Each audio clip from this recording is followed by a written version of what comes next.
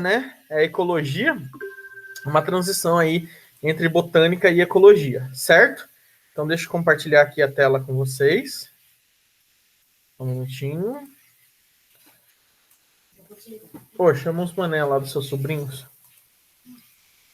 Gente, então é o seguinte, do que a gente vai falar hoje? A nossa aula vai ser sobre biomas, tá certo? Então, vamos por aqui, ó. Biomas, né? Pessoas, o que a gente pode definir como biomas, né? Uma das definições mais simples possível, né? É o conjunto, né? Conjunto de seres vivos de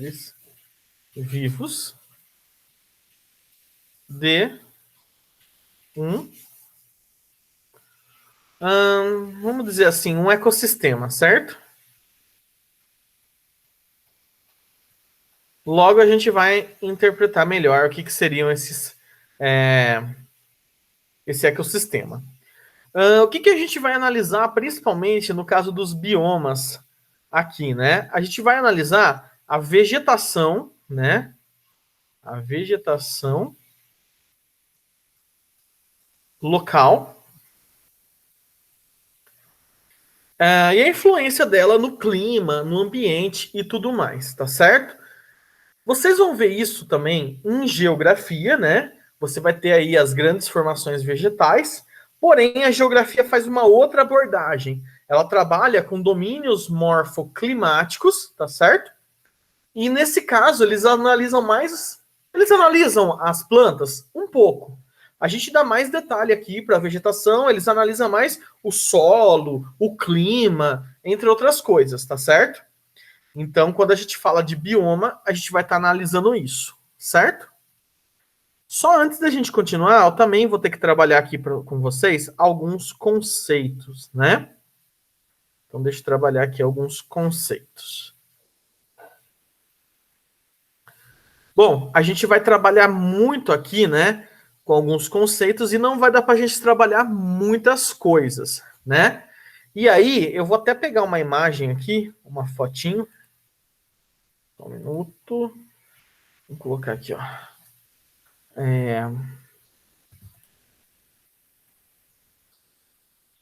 Planeta. Vamos ver se a gente acha aqui um mapa. Aqui. Eu queria. Tá. Achei. Perfeito. Gente, tem um mapa aqui para a gente analisar mais ou menos como funciona a dinâmica do nosso planeta, tá certo? Então eu peguei aqui um mapa, né? E a gente vai tentar analisar mais ou menos aqui. Deixa eu ver se não tem uma outra coisa melhor. Só um minutinho. Biomas. Planeta. Mapa.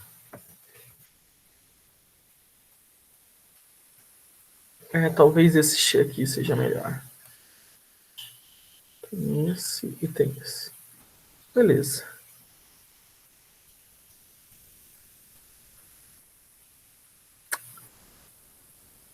Eu vou usar esse aqui que tá melhor. Só um minuto, gente. Pronto. Vamos ver alguns conceitos aqui. Pessoal, aqui tá o mapa do nosso planeta, tá? E o que a gente tem que analisar aqui no mapa do nosso planeta? Primeiramente, né, a gente tem o Sol, certo? A gente sabe que o nosso planeta ele é inclinado e tudo mais, tá bom? E aí a gente tem aqui o Sol. O Sol manda seus raios solares, né? Então, o que acaba acontecendo? Os raios solares, eles vêm e eles incidem no nosso planeta. Olha aí a incidência deles, certo? O que a gente tem que começar a analisar agora, gente? Onde que a gente vai ter a maior incidência de raios solares, certo? A maior incidência de raios solares e, consequentemente, maior índice de temperatura é onde? É aqui na região do Equador, certo? Então aqui é onde a gente tem maior incidência de raios solares e, consequentemente, maior temperatura, tá bom? Aí você me pergunta, mas e aqui nessa parte, né, do norte, o que acaba acontecendo? Gente, aqui é mais difusa. Por quê? Eu não sei se vocês lembram, né? Na verdade, a Terra, ela é inclinada. Como que eu faria um desenho, uma coisa aqui? A Terra, ela tem um eixo, ela é inclinada. Então, o que acaba acontecendo? Os raios solares, né, eles vão ficando mais dispersos aqui. Então, olha só, eles vão não se concentrando. Então, eles vão pegando o quê? Uma área mais dispersa. Já na região do Equador, é mais concentrado essa distribuição de luz, né? E aqui já é mais distribuída. Beleza? Uma outra coisa que a gente tem que analisar. No nosso planeta, a gente tem regiões de alta e baixa pressão, né? Em geografia, vocês vão ver melhor isso. Mas o que acaba acontecendo?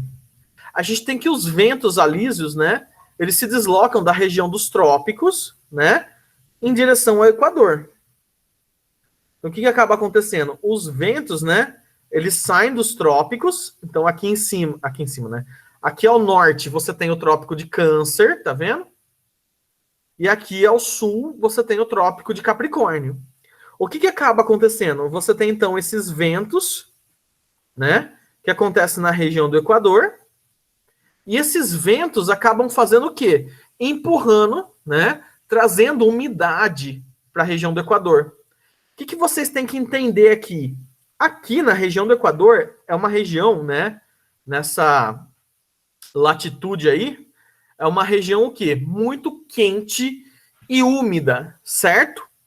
Então, o que favorece você tendo uma região quente e úmida? Você favorece a formação do quê? De florestas tropicais, né? Que elas são quentes e úmidas. Então a gente já analisa isso, ó. Aqui, por exemplo, na América do Sul, né? Floresta amazônica. Você tem no Congo a formação dessas florestas tropicais, na África, e você tem aqui, ó, nessa parte aqui da Ásia, toda essa região tropical, né? Digamos assim. Ela está entre os trópicos, né? Pode chamar também de intertropical. O que você começa a analisar aí? Você começa a analisar essa formação, né? A gente tem a Mata Atlântica aqui também, no litoral do Brasil, que é essa formação de floresta tropical. Lógico, a gente vai falar mais dela, mas só percebam o que está influenciando a formação delas, né? Você tem o quê? Nessa região equatorial? Muita luz, né? E muita umidade, tá? Só lembra comigo, gente, se você tem luz, né? Mais luz mais H2O, né? Põe aí um pouco de gás carbônico, que a gente tem de sobra no nosso planeta. O que você tem bastante legal aí? Fotossíntese. Gente, se você tem aí elementos para fazer fotossíntese, pô, você vai ter planta pra caralho nessa região, certo? Então, olha aí nessa região equatorial. Aí, o que acaba acontecendo, né? Tchau, Eric. O que acaba acontecendo? Você tem agora que é o seguinte, a umidade ela foi deslocada, certo? Então, nessas partes mais ao sul e mais ao norte, que a gente chama de latitudes elevadas, né? Porque o Equador, eu até desenhei em cima, mas o Equador é a latitude zero, né? Não vai aparecer aqui, mas onde eu desenhei é latitude zero, o Equador. Quando você vai em direção ao norte, começa a aumentar essa latitude. E quando você vai em direção ao sul, começa a aumentar também essa latitude, né? Que são essas linhas aí horizontais. O que acaba acontecendo? Em latitudes, então, mais elevadas, que nem aqui, por exemplo, onde passa o trópico de Capricórnio, onde passa o trópico de Câncer, o que acaba acontecendo? Você tem outras formações vegetais, né? Como retirou toda a umidade desse local, os ventos empurraram essa umidade, você tem a formação de desertos, né? Então, olha só essas áreas aqui, ó. Aqui você tem o deserto do Saara, né? No norte da África. Você tem o deserto do Atacama aqui no Chile. Você tem o de Kalahari aqui na África, né? Você tem o Outback aqui na Austrália. Você tem aqui, entre México e Estados Unidos também, um outro deserto chamado Vale da Morte e tal. Então, as principais formações do deserto são aqui nessas regiões, assim, em cima dos trópicos, tá bom? Gente, tranquilos até aí? Tá de boa? Estão conseguindo entender de boa? Sim ou não? Sim. Beleza. Então, o que acaba acontecendo? A gente tem aí os desertos, certo? Olha só, outra característica que a gente vai ter. Não sei se vocês já chegaram a ver, mas a gente tem que aqui, por exemplo, o planeta todo, né, ele tem uma dinâmica de correntes, né, de correntes marítimas.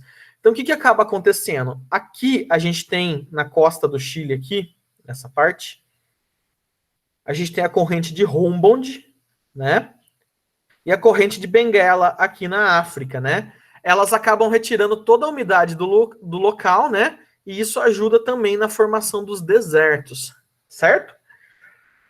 Bom, outra formação que a gente vai ter.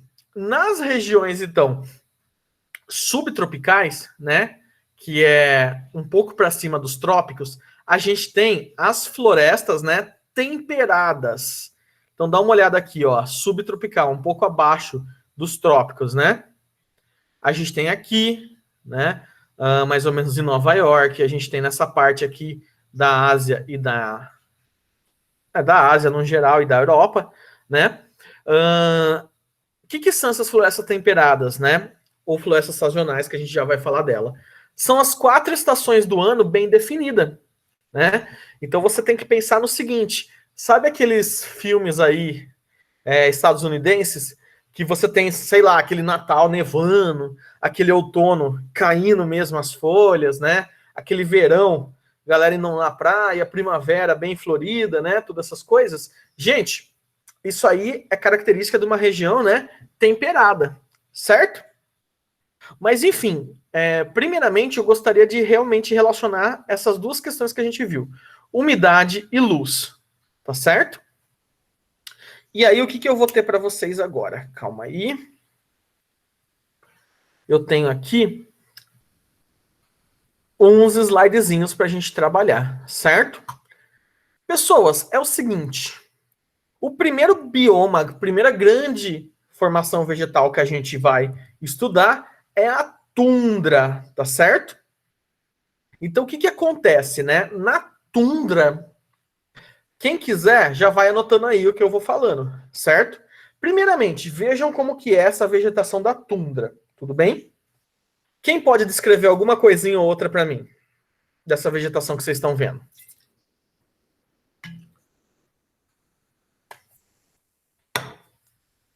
Hein? Ninguém? Vamos lá. A tundra, ela se estende por essa região aqui, certo? Pelo círculo polar ártico, né? Faltou aqui no mapa, né? Eu colocar isso para vocês verem. Além do trópico, então, a gente tem também os círculos polares, que são latitudes mais elevadas ainda, né? Então você tem o círculo polar ártico, aqui acima do trópico de Câncer, e acima do trópico de Capricórnio, você tem o círculo polar antártico, tá certo? Que é uma demarcação aí geográfica. E a tundra, olha só por onde ela vai estar percorrendo, né? Ela percorre por essa parte do círculo polar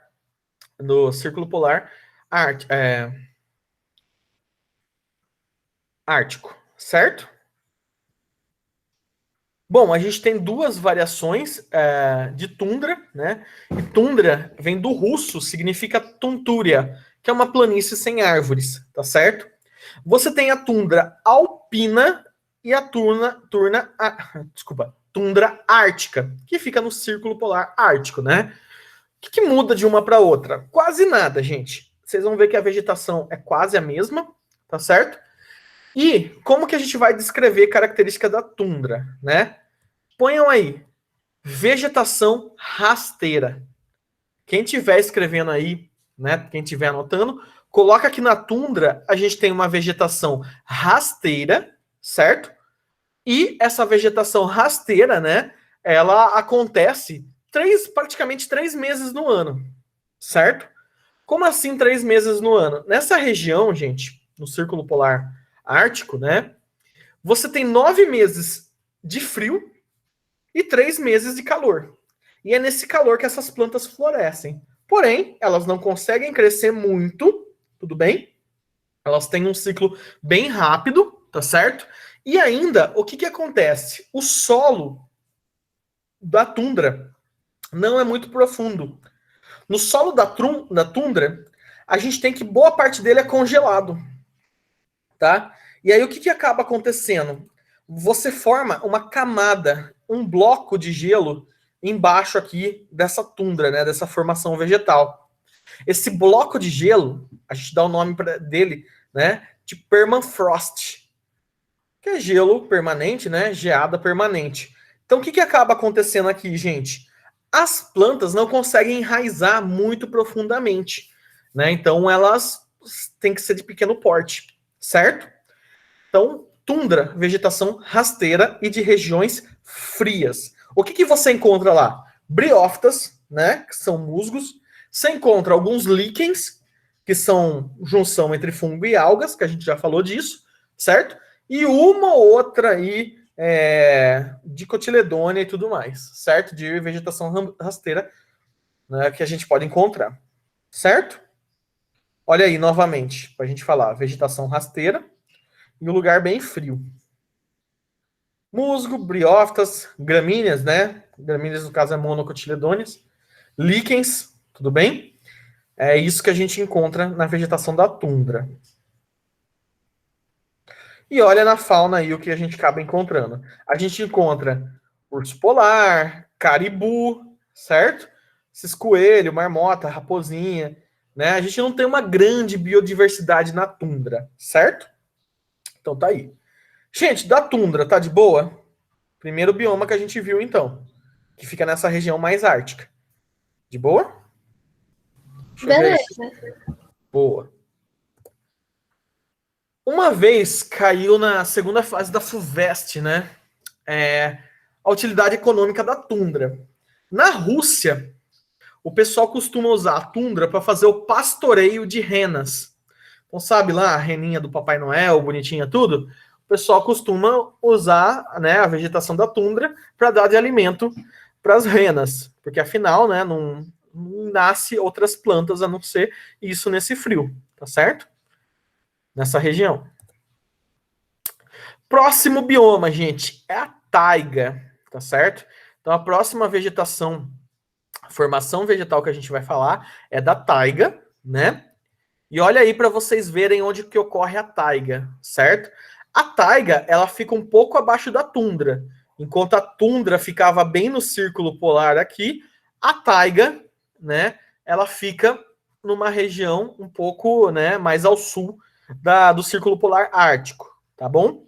Pergunto para vocês, gente, nessa região, vocês já acham que é muito ou pouca umidade que tem aí? Eu acho que tem mais umidade. Na verdade, boa, Meli, chega a ter umidade, porém nessas... O que acontece? Nessas latitudes, né, como se distancia muito do Equador e o Sol fica mais disperso, né, acaba sendo mais frio. E sendo mais frio, a água que tem ali, boa parte vai ficando congelada. Então a umidade disponível para a vegetação acaba sendo pouca, certo? Mas olha só, gente, vocês podem dar uma olhada, olha como que a tundra, a taiga, né, ela se espalha pelo nosso planeta. Ela pega desde o norte da América do Norte, principalmente aí o Canadá e um pouco dos Estados Unidos, a Europa e a Rússia. Olha tudo isso que a taiga vai pegar, né? A gente pode também chamar a taiga de floresta boreal. Só para a gente definir o que é uma floresta, né? É onde a gente tem um predomínio de uma vegetação arbórea, ou seja, de árvores. Então a tundra é o que a gente diz que é uma floresta boreal.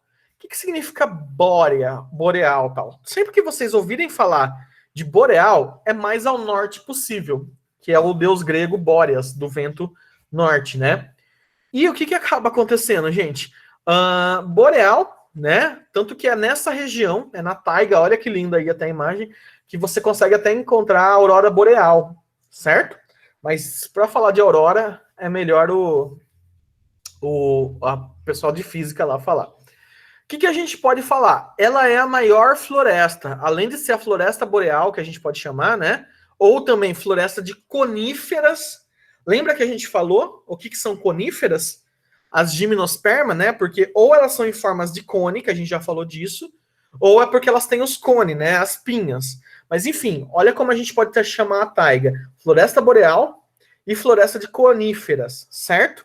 E é a maior floresta que a gente tem no planeta. Olha só tudo que ela estende, né? Beleza? O predomínio é de gimnospermas, tá? Dos pinheiros, né? Que a gente já falou também. E olha só as características, né? Lembra que a gente falou que o pinheiro, ele é nessa forma assim, justamente para quê? Para não acumular neve e não quebrar os galhos. Então, olha só como eles são nessa forma de cone. E as folhas, né? Eles são asicofoliadas, para escorrer mais a neve, né? Tem um alto nível de precipitação, ou seja, neva bastante, tá bom?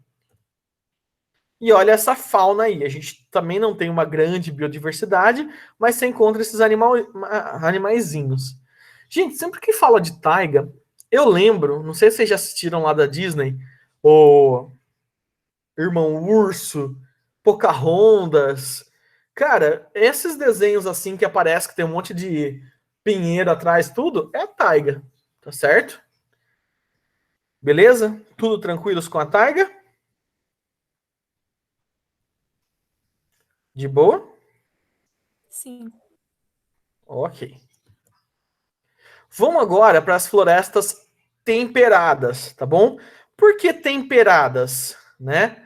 A gente pode chamar também de florestas sazonais, daqui a pouco a gente fala melhor disso, mas florestas temperadas não é porque, né? A gente põe temperos nela. A gente já vai falar. Olha onde a gente tem, né? Aqui está o Equador que eu falei para vocês, e aqui mais ou menos é o trópico. Aqui mais ou menos é o trópico de Câncer, né? E aí ela é uma região, né? Uma floresta subtropical. Ela fica um pouco acima dos trópicos, tá certo? Então a gente tem aqui nessa região dos Estados Unidos, na Europa e nessa região da Ásia. As 4 estações do ano são bem definidas. Olha aí, não sei se alguém bateu uma nostalgia aí e curtia Sandy Júnior, as 4 estações, né? Quem curtiu aí Sandy Júnior, gente? Eu sei que eu tô velho, mas uma vez eu dei aula pro 6º ano e o pessoal já não sabia quem é mais Sandy Júnior. Por favor, digam aí que vocês conhecem Sandy Júnior. Alguém conhece? Deixa eu ver aqui no chat. Ah, é velho. Não, eu sei que é velho tudo, mas alguém conhece? Conheço. Tá. Beleza. Ok, então, enfim. As 4 estações. A noite cai, o frio desce, mas aqui dentro predomina esse amor que me aquece. No outono é sempre igual, as folhas caem no quintal. Gente, tá aqui. É o que eu tinha falado para vocês. As 4 estações são bem definidas. Vamos lembrar? Quando chega inverno, congela a água do solo. As plantas, né? Elas gastam uma energia em tanto para manter as folhas. Só que se você não vai conseguir água para produzir muita energia com a fotossíntese e tudo mais, o que você tem que começar a fazer com as folhas? Se você é uma árvore, né? Você tem que começar a cair essas folhas, que é o que acontece aqui na onde? No outono, certo? Então no outono começa a cair as folhas. Beleza? Chegou o inverno, aí depois do inverno começa a florescer, e no verão tá aquele solzão legal. Pensam também o seguinte, eu não sei se vocês ouviram falar que o outono é a época dos frutos, né? Se vocês pensar comigo, né? Na primavera que você tem flor, que você tem um monte de reprodução das flores, né? E aí começa a formar os frutos só depois de um tempo, aqui no outono, faz sentido, né? Mas enfim. A gente pode chamar também de floresta decídua, né? Ou caducifoliada. Gente, o que é um velho caduco? Uma pessoa caduca. Uma pessoa já velha, certo? Uma pessoa que tá caindo, não tá batendo bem das ideias. Decídua é que desce, né? Então as folhas nessa floresta, elas caem, Por isso que a gente fala que ela é uma floresta caducifoliada ou uma floresta decídua. Ou ainda, sazonais. Por que sazonais? Porque é temperada? Porque tem sazon? Por que vocês acham que é sazonal? Porque tem um certo ciclo, tipo, de tempo em tempo. Perfeito, Meli, muito bom. Tem um certo ciclo de tempo em tempo. E quais são esses ciclos que a gente tem no nosso planeta? São as estações. As estações do ano, certo? Que são praticamente o quê? Temporadas. E como que a gente fala temporadas em inglês? Temporadas no inglês? Temporation. Temporation. Não, quase. Temporadas no inglês? Alguém fala aí como que a gente fala temporadas em inglês? Seasons. Seasons sazonais, entenderam? É uma variação aí da linguagem. Então, florestas sazonais é por isso também, porque ela é de temporadas, ela é de estações. Beleza? Tá aí as florestas temperadas. E olha assim, conforme a gente vai se direcionando mais para a linha do Equador, que você acaba tendo uma maior, como se diz, uma maior quantidade de temperatura, uma maior umidade, né? Maior acaba sendo essa biodiversidade, certo? Olha como vai aumentando a biodiversidade. A gente já tem uma variação maior aí de seres vivos, tá? Tanto que a gente tem até o que a gente consegue ver aqui agora? Anfíbios, né? Que os anfíbios não sobreviveriam na taiga nem na tundra, porque afinal eles não produzem o calor próprio. Mas depois a gente fala melhor disso, tá certo? Olha aí. Tranquilo, gente, que as florestas decíduas ou sazonais? De boa? Bom, agora eu vou para essa aqui. As florestas tropicais, né? E aí, o que eu quero analisar com vocês quando a gente fala dessas florestas? A gente pode também chamar elas de florestas. Opa. De florestas equatoriais. Equatoriais, porque acontecem nas regiões, na região do Equador, tá? Ou a gente pode chamar de floresta latifoliada, tá? Gente, late significa, né, não é cachorro, não. Late significa larga, tá bom? E aí, as folhas aqui são muito largas, tá?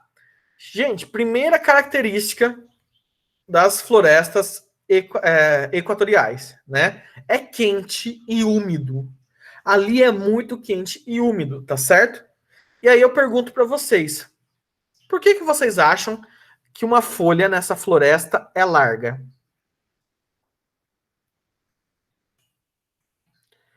Quem consegue falar para mim? Para captar bastante luz solar. Oi? Pode falar. Fala de novo. É Levi que falou? Isso, para captar bastante luz solar. Boa. Ela precisa de uma grande captação solar, né? Ela tem sol pra caramba disponível. Porém, o que acontece? Quanto mais ela conseguir pegar, melhor para ela. Além disso, sendo mais larga, você vai ter muito mais estômatos na folha. E tendo muito mais estômatos, você vai evaporar muito mais, né? Então, o que acaba acontecendo? Você tem uma grande evaporação, certo? E você tem uma grande área para superfície de contato.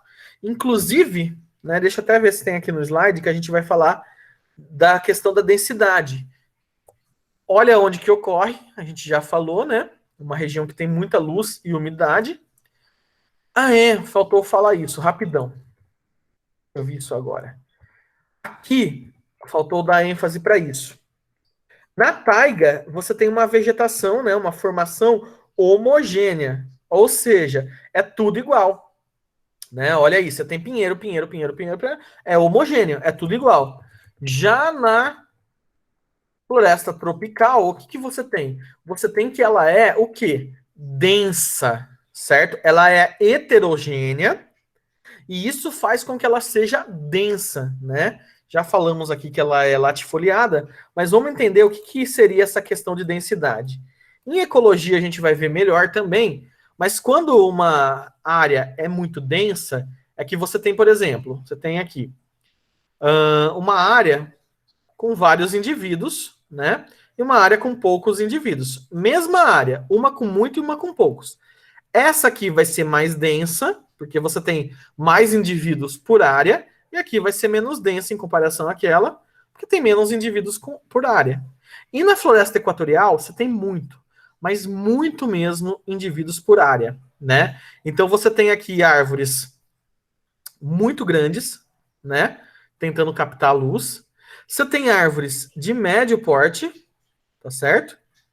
E você tem ainda pequenas plantas, certo? Você tem vários estratos aqui. E isso vai fazendo com que ela fique muito densa. Você tenha muita planta por metro quadrado. Inclusive, a gente até pode dividir em duas partes essa floresta. A gente vai chamar de dossel, essa parte da copa, certo? Literalmente, né? Dossel. E essa parte mais embaixo a gente chama de subbosque. Subbosque. Que inclusive, né, é um conjunto de árvores em russo, né? Bosque. Entenderam? Mas enfim, essas plantas mais embaixo. Por quê? Porque no dossel a gente tem plantas que acabam sendo heliófitas. Heliófitas. E aqui, no subbosque, a gente tem plantas que são umbrófilas. E aí, alguém diferencia para mim o que é uma planta heliófita e uma planta umbrófila? Ou umbrófita, tanto faz. Quem consegue dizer para mim? É só pensar, gente. Dossel, heliófita, estão pegando muita luz do sol. Pode falar. Eu não sei se vou saber explicar, mas, tipo assim, as heliófitas é o que você ia falar, que tá em contato direto com o sol. E as umbrófila é o que pega, tipo, a sombra. Perfeito. Umbro vem de sombra, hélio vem de sol. Certo? Certinho, Meli. Então, na parte do dossel, você tem plantas mais heliófitas. Na parte do subbosque, você tem plantas mais umbrófilas. Tudo bem? Então, tá aí. A gente tem vários estratos, né, na floresta tropical. Beleza? Tranquilos, gente? Até aí, então? Uma coisa muito importante que a gente tem, né, nessa floresta tropical, beleza? São os chamados, deixa eu pôr aqui para vocês, rios voadores. Não sei se vocês já ouviram falar dos rios voadores. Gente, como eu falei para vocês, nessa região tropical, né, chove muito. Tanto que vocês podem até perguntar para o Mauri. O Mauri é o nosso boto aí do cursinho, né? Ele é de Manaus, lá da Amazônia. E o que acaba acontecendo? As pessoas vão marcar encontro, elas marcam o seguinte: quando que a gente vai? Antes ou depois da chuva? Porque lá chove todo dia. Todo dia mesmo chove, certo? Outro lugar que a gente tem também floresta tropical, eu não sei se alguém já assistiu o filme Forrest Gump. Forrest Gump tem um momento que eles vão lutar, o Tom Hanks lá, né? Ele serve na guerra do Vietnã, e é mais ou menos nessa região aqui, o Vietnã. No Vietnã, a gente tem um regime de monções. O que significa isso? É chuva. É a chuva que é arrastada aí para o continente, né? E chove demais, chove todo momento. E mostra até que vários soldados na guerra do Vietnã, eles acabavam até perdendo o pé, de necrosar o pé, porque não secava as meias e eles tinham que se atolar na lama, na parte aí com água, todo dia, todo tempo, né? Mas o que chega a ser esses rios voadores, gente? É o seguinte, você tem aqui a sua florestinha, né? A nossa floresta amazônica, que quase foi, né? Mas enfim. E aí, o que acaba acontecendo? Ela tem uma grande evapotranspiração. O que significa evapotranspiração? As plantas, elas estão evaporando água e transpirando, que a gente já viu que elas transpiram. E aí começa a acontecer o quê? Começa a formar grandes nuvens, mas grandes mesmo, a ponto de ser os rios voadores, que são chamados nessa região, né? E aí, olha que legal o que acontece aqui no Brasil. A Amazônia, né, é uma grande bomba biótica de água, E a gente tem um regime de ventos na região do Equador. O que esse regime de ventos vai fazer? Ele vai começar a empurrar esse rio voador, essa nuvem que se formou. Porém, aqui a gente tem na América do Sul a Cordilheira dos Andes. Olha aí. Que é uma cordilheira, um dobramento moderno que a gente tem, né? Uma formação rochosa. E o que acaba acontecendo? Esse rio voador, ele é empurrado. Só que aí, o vento não tem força suficiente para empurrar ele acima da cordilheira. E o que acaba acontecendo? Ele vai ser deslocado para o sul da América do Sul. Principalmente, sabe aonde, gente? Na região sudeste do Brasil. Sudeste do Brasil, né? E aí, galera, no sudeste do Brasil, gente, é graças a isso que a gente tem essa chuva, né? A água, a maior abastecimento de água de São Paulo e do sudeste em geral, vem da Amazônia. Vem desse regime de ventos, né, que empurram esses rios voadores e traz aqui para o Brasil. Então, olha só o quão importante é a Amazônia, certo? E mesmo assim tem gente destruindo ainda. Eu não sei se vocês lembram, em 2019, você teve aí um trágico momento da Amazônia que foram 3 dias incessantes de queimada. E em São Paulo escureceu 3 horas da tarde. 3 horas da tarde estava escuro em São Paulo. Justamente porque começou a formar o quê? Essas nuvens de fuligem, né? Dessa queimada que acabou acontecendo. Beleza? Então, olha só isso aí sobre os rios voadores. E uma outra coisa que a gente tem que falar que é característica dessas florestas. Gente, elas têm um solo pobre. O que significa isso? Solo é muito pobre. Por que acaba sendo pobre? Imagina comigo. Cai uma folha. Essa folha, a hora que cai no chão, vai ter quem? Os decompositores. Decompositores. Os decompositores, eles fazem o quê? Decompõem, certo? Transformam a matéria inorgânica em orgânica. Desculpa, orgânica em inorgânica. Mas o que acontece se você botar bastante temperatura aqui e bastante umidade?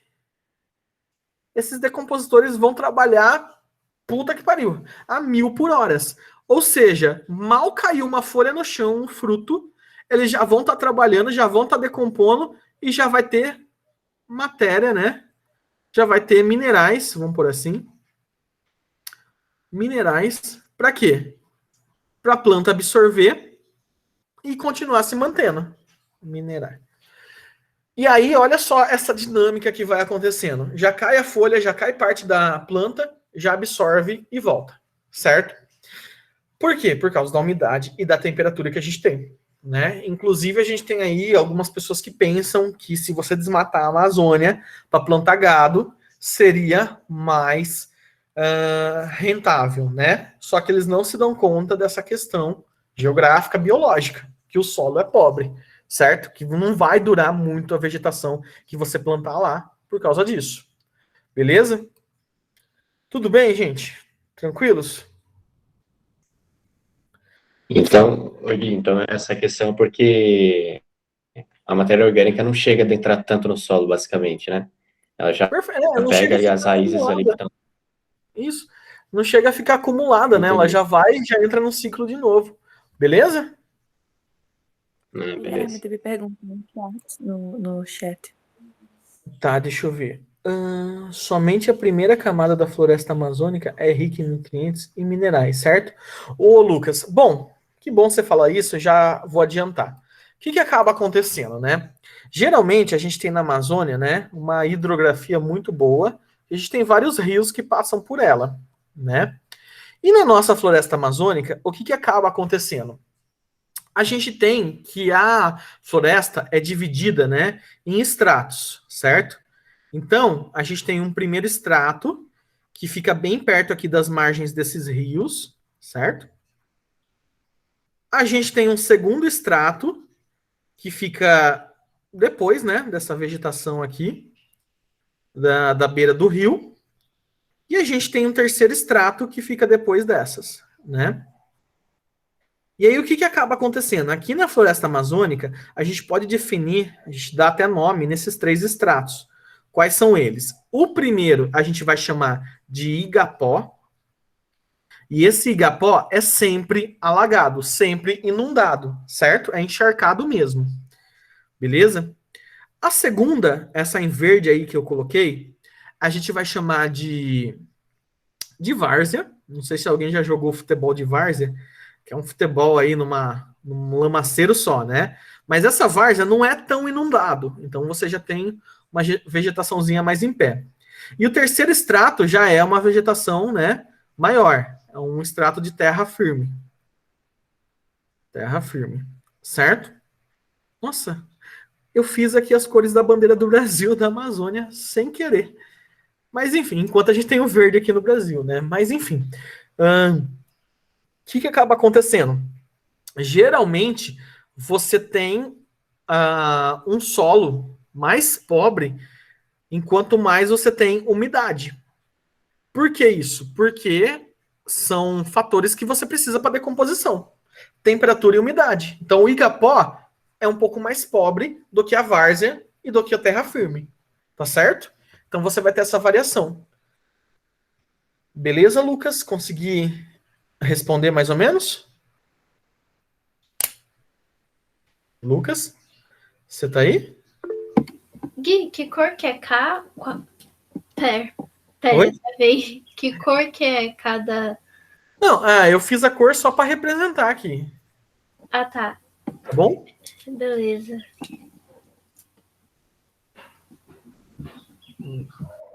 Bom, continuando aqui então. Não sei por que abriu aí. Tá aí, igapó, várzea, terra firme, isso é na Amazônia, tá? Porque, por exemplo, na floresta do Congo, a gente não tem tantos rios assim, que nem a gente tem na Amazônia, né? E lá ainda é uma floresta equatorial, tá bom? Opa, vamos continuar aqui. Olha só, gente, olha como que é a biodiversidade. Você tem bem mais seres vivos, tá bom? Você tem bem mais diversidade de seres vivos do que nos outros biomas, né? Você tem aí primatas, anfíbios, répteis e tudo mais. Na Ásia, né, você tem tigre, entre outras coisas. E aí vai entrar num outro ponto que eu preciso falar com vocês também. Aqui no Brasil, a gente vai ter a floresta amazônica, que também é uma floresta tropical, só que o que acaba acontecendo? Melhor de tudo, eu não vou desenhar, eu vou pegar um mapa, senão vai ficar feio para mim. Biomas do Brasil.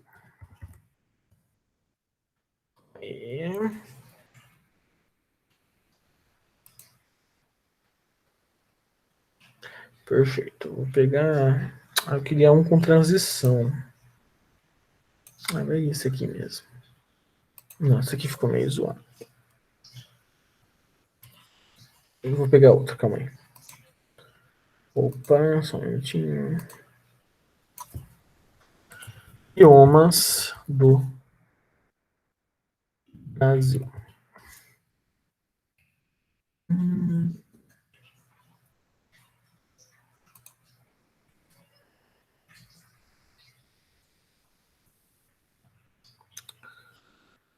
Tá. Esse aqui tá melhor. O que a gente tem aqui no Brasil, né? É legal porque a gente vai analisando o Brasil e o mundo, né? A gente tem a vegetação, né? O maior bioma que a gente tem no Brasil é a floresta amazônica, tá? E vale lembrar que esse bioma, né, não confundam, Amazonas é o estado, floresta amazônica é o bioma. E ele não tem só no Brasil. Você tem, né, na Bolívia, você tem nos países vizinhos, tá certo? E aí o que acaba acontecendo? A Mata Atlântica, né, ela é um domínio que, olha só, ela percorre o litoral e ela tem um adentramento aqui na região sudeste, certo? Que nem foi o ciclo da cana aqui no Brasil. Ela percorreu o litoral e teve um adentramento no sudeste. Só que aí, na floresta amazônica, na Mata Atlântica, o que acontece, né? ela tá de frente para o mar, por isso, né, Mata Atlântica. Só que hoje em dia a gente tem somente de 3 a 5% da vegetação que a gente tinha inicialmente no Brasil. E isso porque, gente, desde a exploração aí dos portugueses, o contrabando, né, de pau-brasil, todo esse desmatamento, o povoamento e todas essas coisas. Então, hoje em dia, a gente tem só de 3 a 5% da Mata Atlântica, certo? Que a gente teria hoje original. Atlântica. E aí, o que eu tenho a dizer para vocês? Que a Mata Atlântica, ela é um hot spot. Olha só, a gente está bem em inglês hoje. O que é um hot spot, né? São regiões, são biomas, regiões, em que você tem uma alta biodiversidade,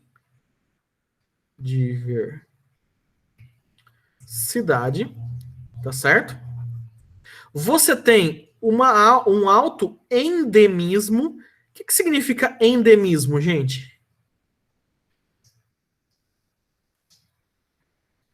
Você encontra espécies de seres vivos que só tem lá, só tem nessa região. Por isso que estava sendo muito comum acontecer um tempo no Brasil o que a gente chama de biopirataria. O pessoal vinha, né, matava alguns animais de pequeno porte, tipo alguns sapinhos, que lá você tem uma puta variação de anfíbios. Tem colorido com perninha pequena, tem colorido grande, tem venenoso, não venenoso, atordoante, alucinógenos, e o caralho é 4. E aí, você tem alto nível de endemismo, que só acontece lá. E, né, você tem alto nível de degradação.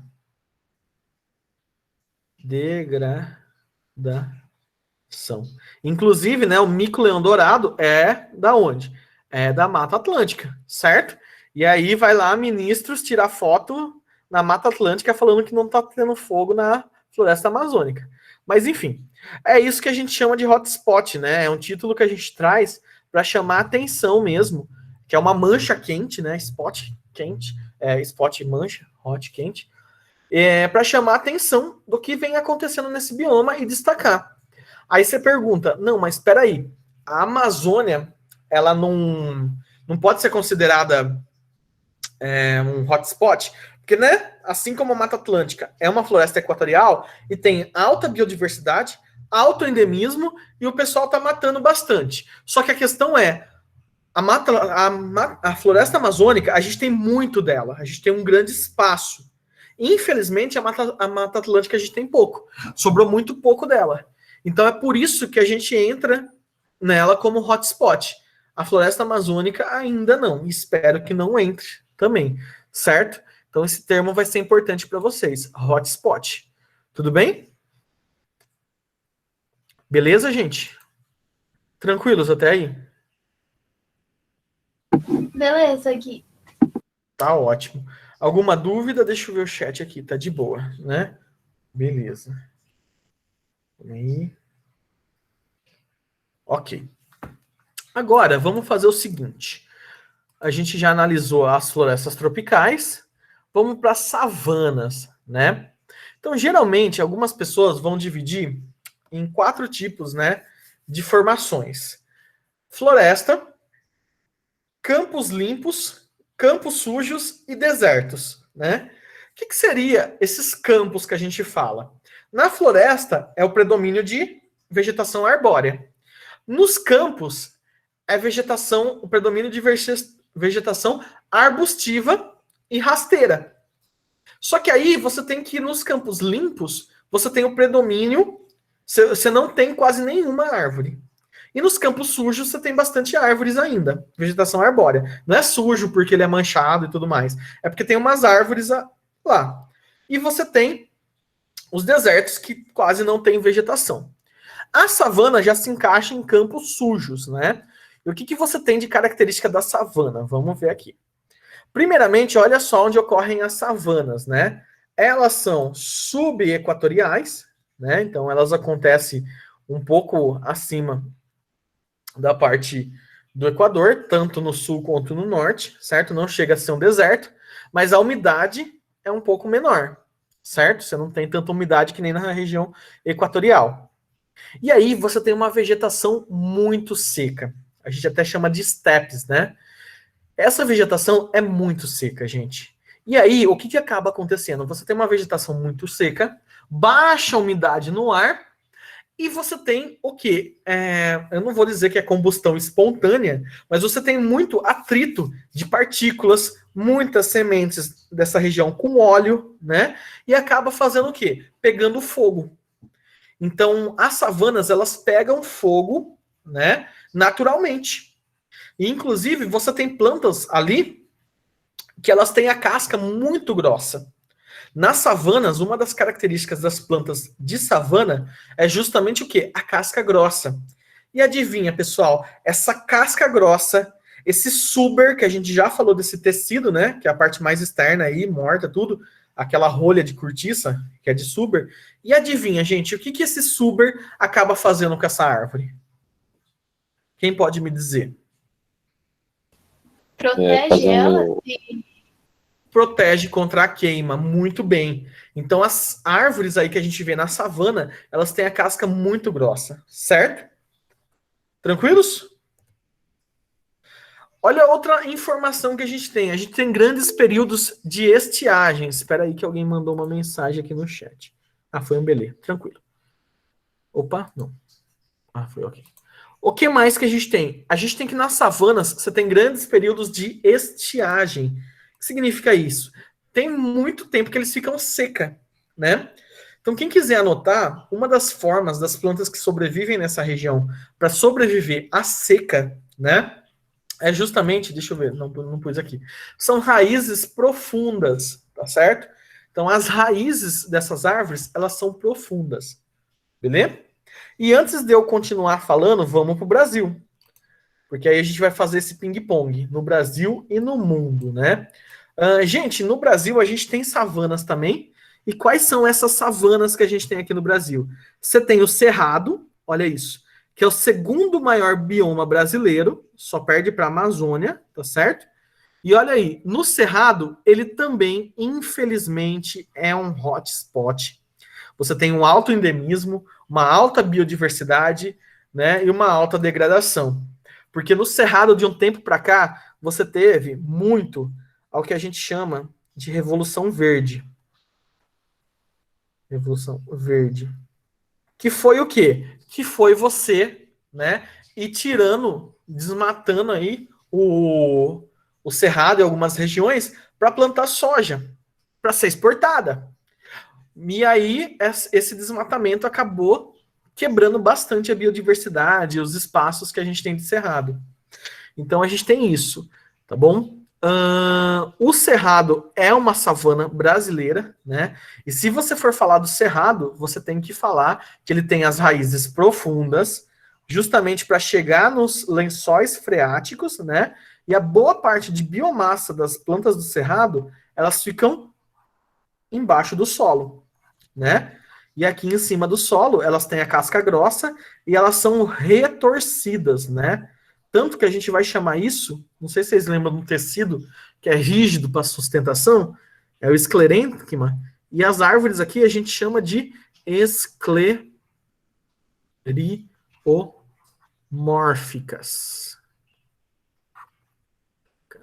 Tem a forma, né, rígida, contorcida.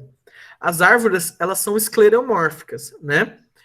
E eu vou contar um caso aqui que aconteceu com a Érica, que ela estava fazendo uma disciplina na Unicamp. E é uma disciplina que eles vão visitar, né, alguns lugares. E eles visitaram aqui em Mogi Guaçu.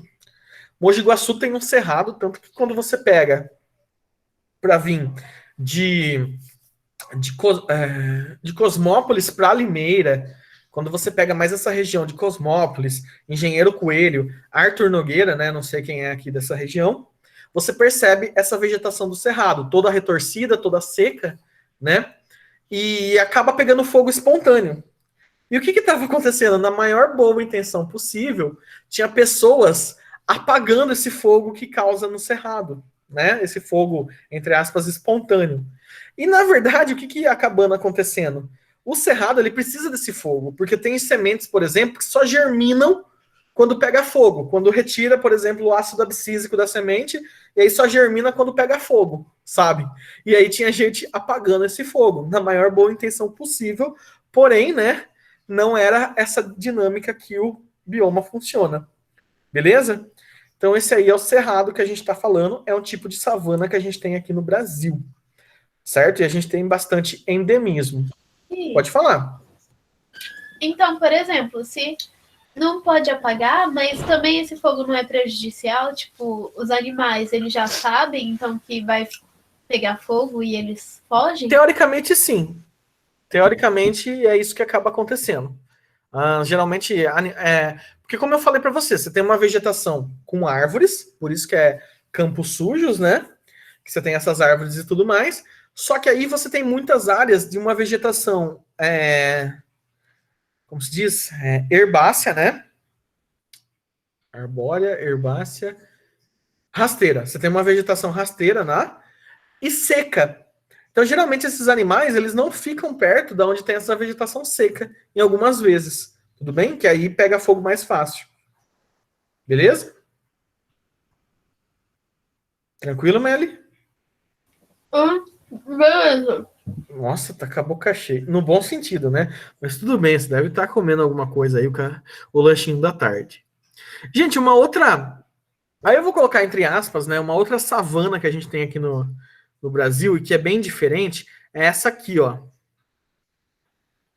Essa amarela aqui, tá bom? Ela é a chamada caatinga, tudo bem? E você tem uma vegetação, né? Predomina uma vegetação que eu vou colocar aqui. Enquanto no cerrado você tem uma vegetação escleromórfica, né? Na caatinga você tem uma vegetação xerófita. Ou xerófila, ou xeromórfica. Porque xeros vem de árido, né? Xerófita. O que seria uma vegetação xerófita? Adaptada à seca. Então as folhas, elas são muito reduzidas, certo? Inclusive, você tem bastante o quê? Cactos.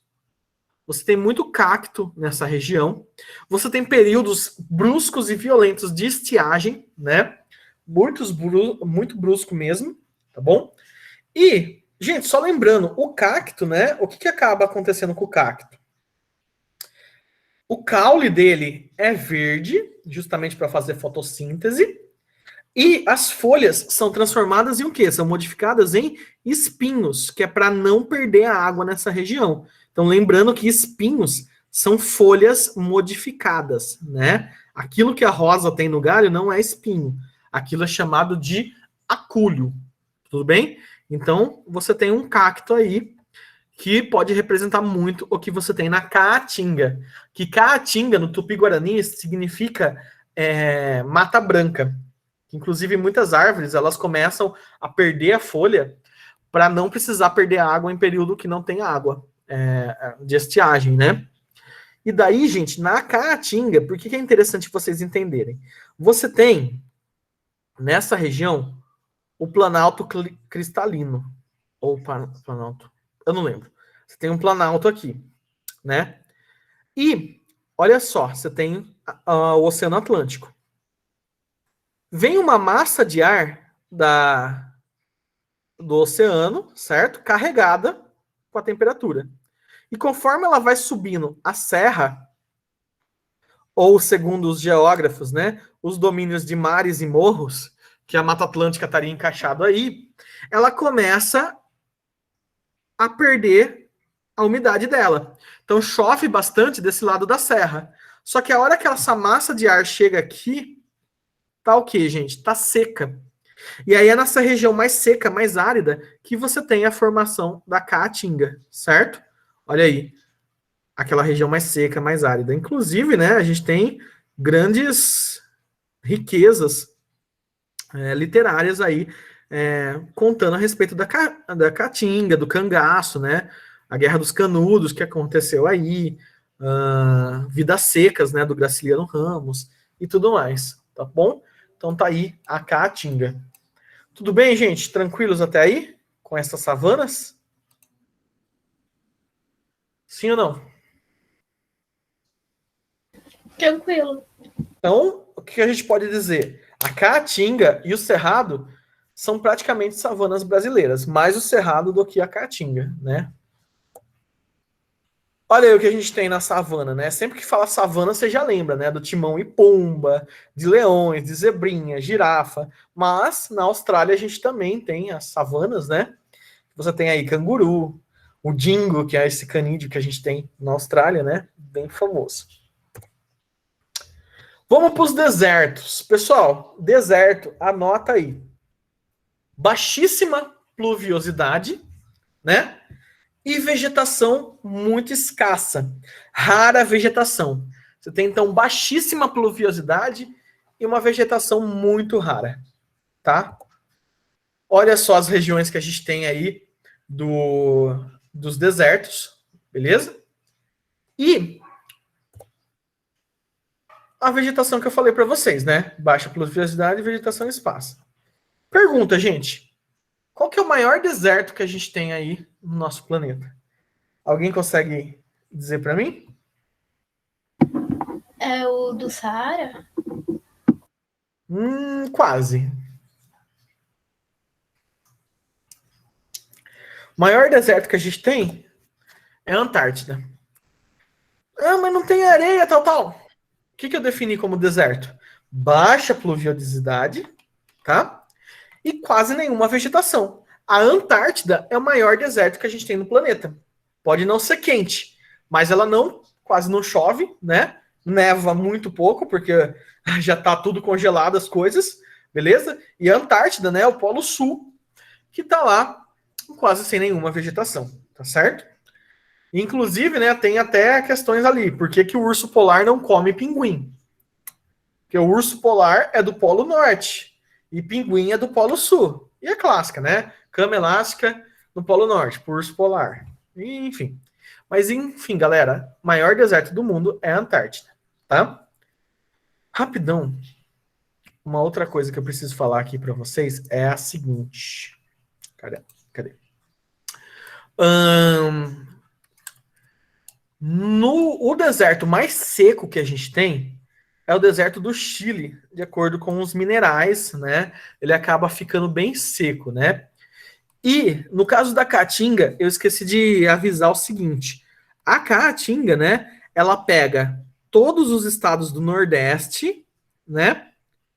E o norte de Minas Gerais.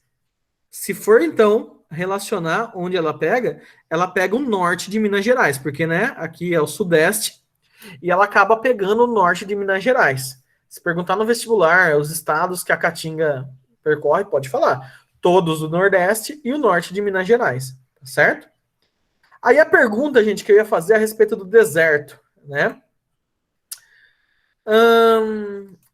O que você preferiria levar no deserto? Protetor solar ou um cobertor? E aí, deixa eu ver aqui no chat. O que você preferiria levar? Levi, um cobertor. E por que um cobertor? Lana também. Por que um cobertor?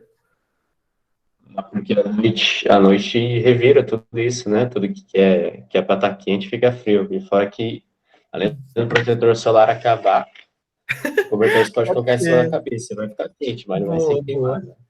O cobertor é muito bom, Levi. Você usa de dia, né? Se cobrindo, e você usa à noite também para manter sua temperatura. Mas o que acaba acontecendo? O deserto, como a gente viu, tem baixa umidade. E a água, ela acumula calor. A gente já viu isso, que a água acumula calor. Ela tem um alto calor específico. Vocês já viram isso, se eu não me engano, com a Amanda em bioquímica. Vocês devem ter visto em termo com o Wellington, né? E agora vocês vão ver como isso influencia na formação de alguns biomas. Como, por exemplo, no deserto. A água acumula umidade, mas se no deserto você não tem quase nada de água, ela acumula calor. Se você não tem quase nada, à noite vai ficar frio. O deserto ele acaba tendo uma amplitude térmica de quase 20 graus. Ou seja, você pode ter uma variação de menos 20, né? Mais ainda, na verdade, né? De mais ou menos uns 60 graus. E de dia pode chegar a mais de 40 graus o deserto, certo? Por quê? Porque ele não mantém a umidade. Certo, galera? E a biodiversidade não é tão grande, né? Você tem aí, a maioria aí, aracnídeos, insetos, roedores, né? Animais de muito pequeno porte e com a fisiologia adaptada ao deserto, porque eles não podem perder muita água, né? Lembra disso. Ok? Tá aí o nosso desertinho, então. Lembrando também que se tiver uma vegetação ou outra, vai ser o quê? Vai ser xerófita também.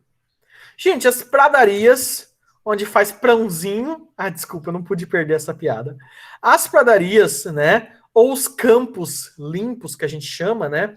A gente tem o quê? A gente tem aqui no sul do Brasil, no Uruguai, na Argentina, né? A gente tem o chaparral aqui nos Estados Unidos, que é onde você consegue encontrar aquelas marmotinhas. Não sei se vocês já viram, né? Algumas arvorezinhas, né?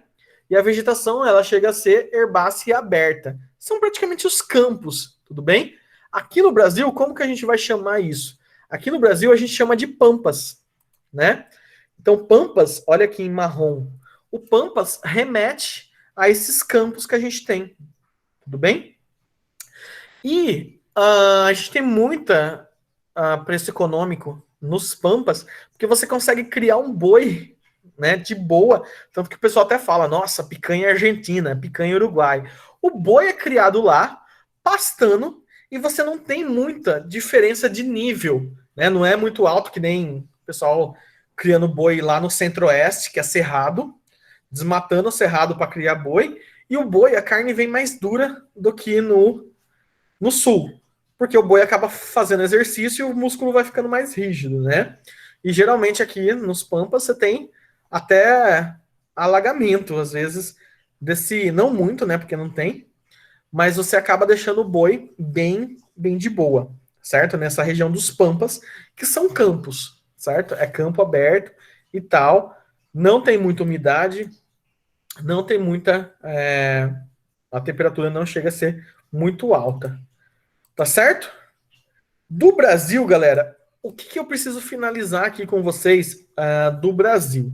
A gente tem dois termos aqui que precisa ser interessante para a gente falar. O primeiro deles é ecótono. Quem quiser identificar aí o que é um ecótono, tá? É uma região de transição entre biomas, entre ecossistemas. Região de transição. Então, não é o que vai acontecer isso, né? Você tá aqui na Amazônia e você pula aqui no Cerrado, já muda todas as árvores e tal. Você tem áreas que vai acabar acontecendo o quê? Vai começar a diminuir a vegetação, vai começar a modificar e depois começa a aparecer a outra. E nessa região de transição, a gente vai chamar de ecótono, beleza? E a gente tem alguns ecótonos aqui que a gente pode destacar. Como, por exemplo, aqui no norte, Nordeste e Norte, a gente tem a Mata dos Cocais. O que é a Mata dos Cocais, né? A Mata dos Cocais é um ecótono, ecótono, vou por aqui, ó, Mata dos Cocais. Que você tem muito nele o quê? Você tem muito palmáceas, como, por exemplo, babaçu,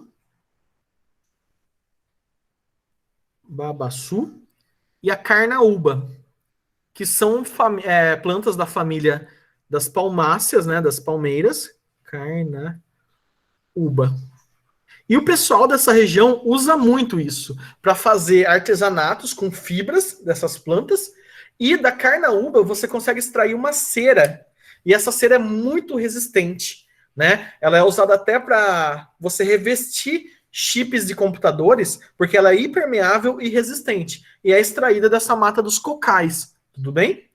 Inclusive, se alguém perguntar um dia para vocês onde babaçu abunda, entenderam? Onde o babaçu abunda, você responde bem no meio, entre a floresta amazônica e entre o cerrado, entre o Planalto Cristalino e o Planalto da Borborema, certo? Tranquilos até aí, gente? Mata dos Cocais. Outro ecótono que a gente tem é o chamado mangue, né? Ou os manguezais.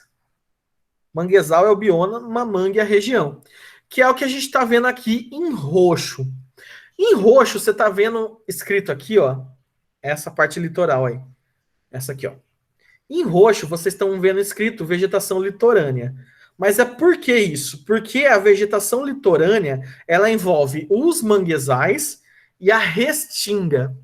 Quem já foi para a praia, não sei se já percebeu que tem umas plantinhas assim entre a areia e o mar, né? Tem umas plantas. Essa é a vegetação de restinga que a gente chama.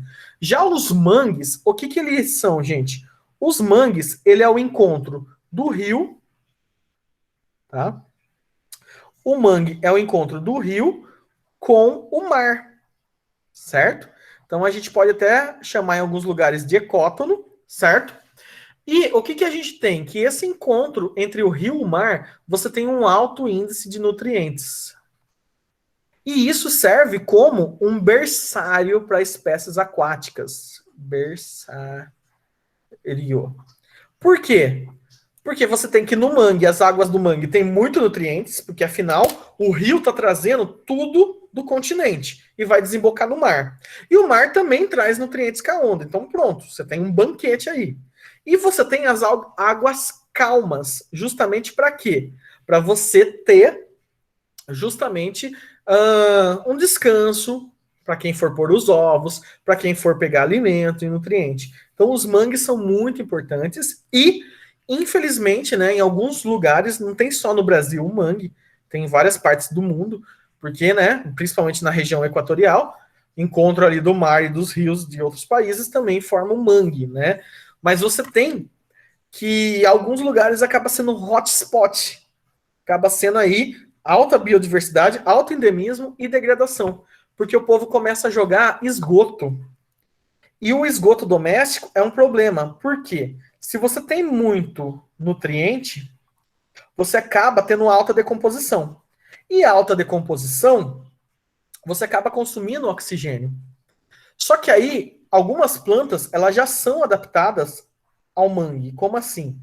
As raízes são pneumatóforas, a gente já falou disso. Elas se projetam para fora do solo para respirar, por exemplo. Mas aí, gente, está no limite, está no talo. Tanto que no mangue, você acaba tendo organismos que produzem H2S, o tal do ácido sulfídrico, né?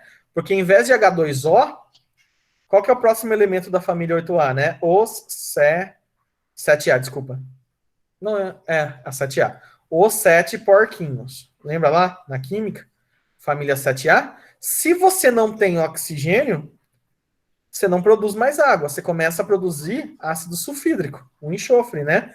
E aí dá aquele cheiro de podre, mas não que o mangue é poluído. É porque tem muita decomposição nele. Só que se você joga esgoto, ele acaba se deteriorando, certo? Então o mangue também é, em alguns lugares, considerado hotspot. Mas lembrem que ele vai ser o encontro do mar e do rio. E aí você tem aqueles caranguejos endêmicos, cavalo marinho que vai para lá para se reproduzir, né? Mó bonito. Tem um bicho lá, o turu, chamado popularmente, que ele é um molusco, que ele tá dentro de algumas árvores, né? Que a madeira, algumas árvores acabam ficando com a madeira podre, e ele nasce dentro dessa árvore, né? Desse tronco da árvore, e aí ele já não vai ter casca. Por quê? Não precisa investir em proteção, em concha. Tem gente que come esse turu, né? E realmente é o local lá. E um outro ponto que a gente precisa analisar é essa região aqui, tá? Que para muitos é uma extensão da Mata Atlântica. Essa aqui é a mata de araucária, e a gente já falou da araucária, né? A araucária é o pinheirinho do Paraná. É aquele pinheiro, é uma gimnosperma também, só que os galhos dela são dessa forma, né? Elas são abertos e tudo mais, porque não chega a nevar, mas é frio. Elas ficam em latitudes, né, bem mais distante do Equador. Então é frio e é uma parte da Mata Atlântica. Olha só, né, onde a gente viu a Mata Atlântica, em verde claro, e você tem aí essa concentração de gimnosperma. Uma vez eu acho que eu já falei para vocês, né? Quando eu falei de gimnosperma, em Gramado, por exemplo, cara, tem um parque que só tem araucária. É super lindo isso. Eu gosto particularmente de frio, né? E eu gosto muito desse bioma, tá certo? Gente, os biomas do Brasil eram esses. E para a gente terminar mais alguns que a gente tem aí no mundo, né, na Terra, a gente tem a vegetação mediterrânea, tá? A vegetação mediterrânea é o seguinte, o próprio nome já está falando, né? Mediterrâneo, aquela região do Mediterrâneo, do mar entre terras, certo? É mais ou menos nessa região. Quem lembra os países que tinha aí nessa região? Fala para mim, alguém lembra? Vai lá, lembra das aulas de história da Gica, região mediterrânea. Oi? Egito, Líbia. Um pouquinho mais para a Europa. Berço, entre aspas, da cultura ocidental. Grécia. O que você tem na Grécia? Vinho e azeite. A vegetação mediterrânea, né? Você pode pegar uva e oliveiras, né? Que aí você tem o quê? Um clima que você tem arbustos, ele é seco e quente, perfeito para videiras e oliveiras, né? E em alguns lugares você vai chamar também de chaparral, né? Ou maquis. O chaparral é esse, foi mal. Falei que eram os campos nos Estados Unidos. Ou vegetação de garrigues, tá certo? E você tem também uma vegetação de altitude, que, como a gente falou, várias coisas influenciam na vegetação. O clima e o relevo. Então, a altitude é o quanto mais alto é o relevo, né? Você tem uma vegetação exclusiva na altitude. Olha aqui, né? Nos Andes, em formações rochosas. Olha aqui no Himalaia, a cordilheira do Himalaia, são vegetações que você vê em altitude, né? É bem endêmico mesmo, é bem diferenciada. E você encontra também alguns animais bem peculiares aí nessa região. Leopardo das neves, aquelas cabras montanhesas, algumas lhamas, tudo bem? E acho que é isso, galera. Conseguiram entender? Foi de boa? Só para finalizar, uma última coisinha. A gente pode dividir, né, os ecossistemas no nosso planeta em 3. Você vai ter os talassociclo,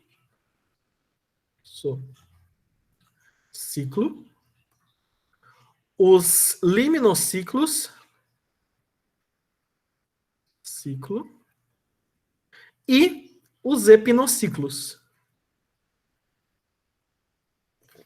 Não precisa decorar essas coisas, mas é só para vocês saberem que mais ou menos 71% dos biomas do nosso planeta, dos ecossistemas, são esses, que são do quê, gente? Talasso vem de sal.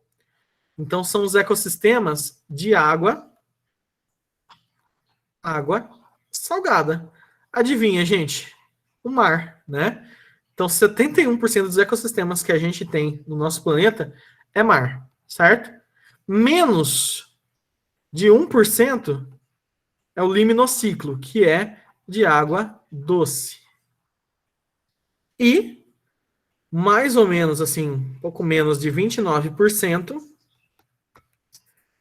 são os de terra, os terrestres. Tá?